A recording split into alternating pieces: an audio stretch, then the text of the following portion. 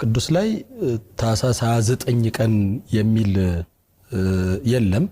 ከዚህ የተነሳ ታኅሳስ 29 ቀን ተወለደ የሚል ስለሌለ ብዙዎች ይህንን ነገር ምዕራባውያን ወደዛ እየወሰዱ እኛም ወደዚህ ያመጣን በእንዲህ አይነት ይከበራል። እኛ ግን መጽሐፍ ቅዱሳዊ መሰረት ይዘን ነው ታኅሳስ 29 ቀን የምናከብረው። እንግዲህ እንደሚታወቀው ጌታችን መድኃኒታችን ኢየሱስ ክርስቶስ ከመጸነሱ በፊት ወይንም ደግሞ እመቤታችን ድንግል ማርያም ጌታችንን ከመጽነሷ በፊት መልአኩ ቅዱስ ገብርኤል ወደ ዘካርያስ ነበር የሄደው። እሱም ልጅ ስላልነበረው ያንን ልጅ እንደሚያገኝ ሊያበስረው ወደ ዘካርያስ ነው የሄደው። እመቤታችን ድንግል ማርያምንም ዘካርያስንም ያበሰረው መልአኩ ገብርኤል ነው። ወደ እመቤታችን ድንግል ማርያም ከመሄዱ በፊት ወደ ዘካርያስ ነበር የሄደው።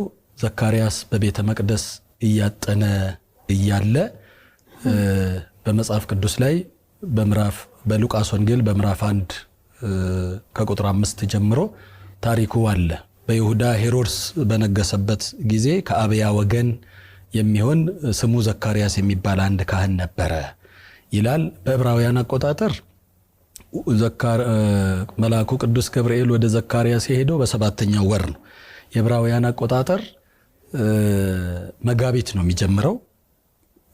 7 ወር ስንቆጥር መስከረም ይመጣል። በ7ኛው ወር በ10ኛው ቀን ነው የሚለው። በዕብራውያን አቆጣጠር 7ኛው ወር የሚባለው በእኛ ጥቅምት ማለት ነው። በእነሱ ጥቅምት 10 በእኛ ደግሞ ጥቅምት 27 ነው የሚሆነው እና ጥቅምት 27 ቀን ዘካርያስን ሊያበስረው መልአኩ ቅዱስ ገብርኤል ልጅ ትወልዳለህ፣ ወንድ ልጅ ትወልዳለህ፣ ስሙንም ዮሐንስ ትለዋለህ ብሎ አብስሮት ነበርና በቤተ መቅደስ እያገለገለ እያለ ከዚያ በኋላ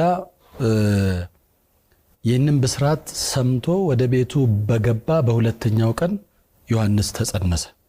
ዮሐንስ የተጸነሰው መስከረም 29 ቀን ማለት ነው። መጽሐፍ ቅዱስ ላይ በ6ኛው ወር ይላል። በ6ኛው ወር መልአኩ ገብርኤል ወደ አንዲት ድንግል ሄደ ነው የሚለው። 6ኛው ወርን ስንቆጥር ዮሐንስ ከተጸነሰበት ጀምሮ ስንቆጥር በእኛ አቆጣጠር መጋቢት 29 ነው የሚሆነው። መጋቢት 29 ቀን ነው የሚሆነው። መጋቢት 29 ቀን ጌታችን ኢየሱስ ክርስቶስ የተጸነሰበት ዕለት ነው ማለት ነው በእኛ አቆጣጠርና ከመጋቢት 29 ቀን ተነስተን ደግሞ እንደ ማንኛውም ወንድ ልጅ ተጸንሶ የሚወለድበትን ጊዜ ስንቆጥር 9 ወር ከ5 ቀን ማለት ነው ታኅሳስ 29 ቀን ይመጣል ማለት ነው። በዚህ የተነሳ እኛ በዓላችንን የምናከብረው ታኅሳስ 29 ቀን ነው ማለት ነው።